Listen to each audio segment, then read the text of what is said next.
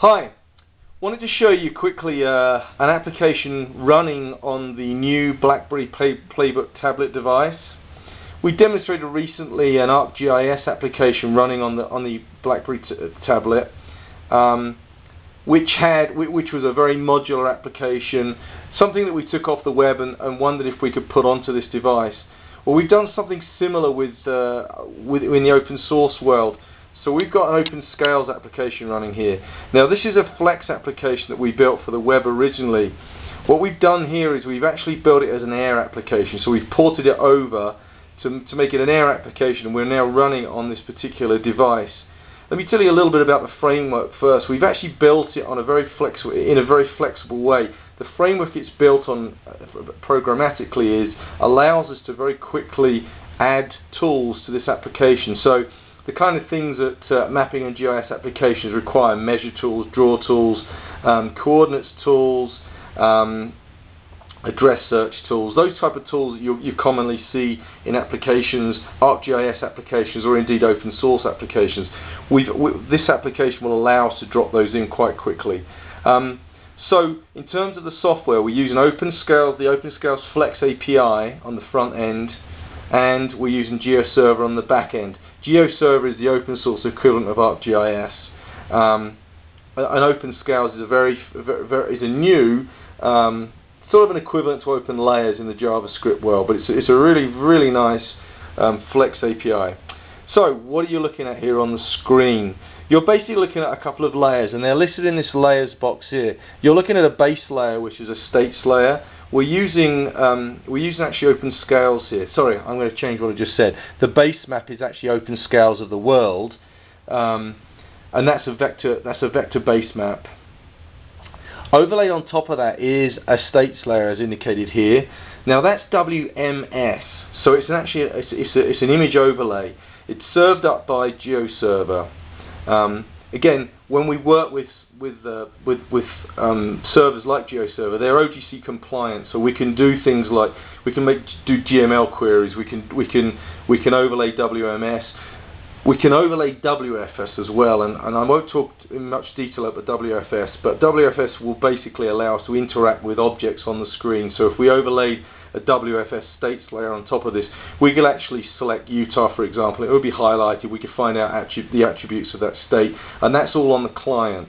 So WFS adds a whole area of interactivity that we won't talk about now, but we can do that. We're using the OpenScales GeoServer combination.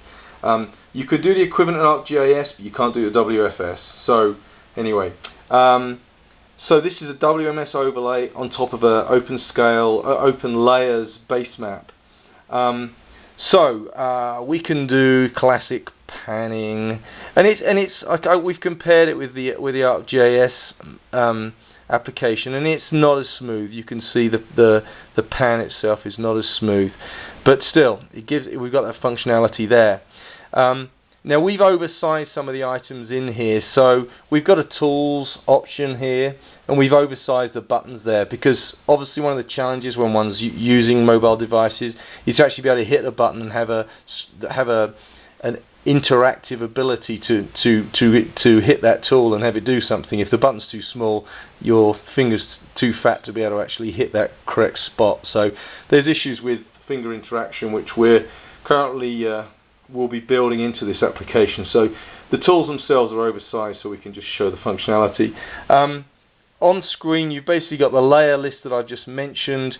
Now there are those two buttons there actually do allow you to change the transparency of the layers. So I'll give a link to the web application where you can see this more clearly, but these buttons are now at the moment too small for you to show it, but you should be able to have a slider.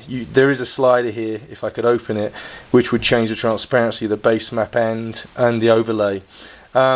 We've got an overview map here as well, which shows the extent of the map. So there's the actual extent given to the map there, that red rectangle.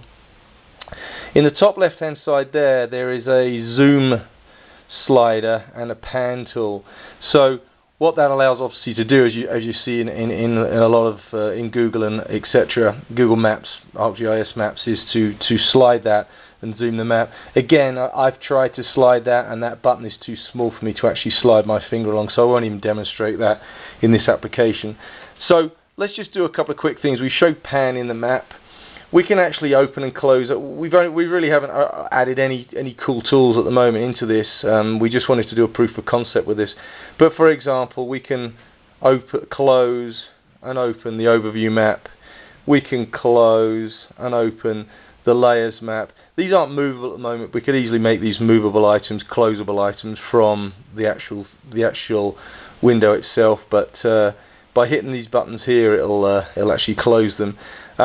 Let's do something interactive with it. Let's just use the overview map to actually pan the map. So if I do there, we'll actually go to Africa. Again, we lose the WMS layers because we only have OpenStreetMap for the rest of the world. But it gives you an idea about using that overview map to actually change the extent and pan the map. And let's go back to the States.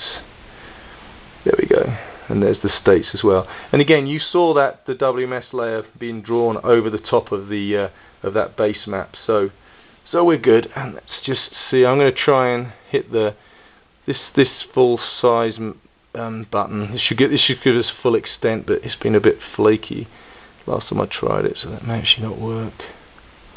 Okay, well that's okay. But there is a full extent button there which should work. So we're working on this. We've got to get some of the finger interactions right. We've got to make some of the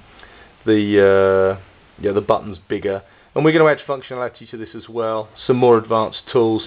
So this is kind of work in progress. But I wanted to show you that these type of open source mapping and GIS tools do actually work on these new mobile devices, and we're very excited that we can now actually build these using Flex and indeed Air.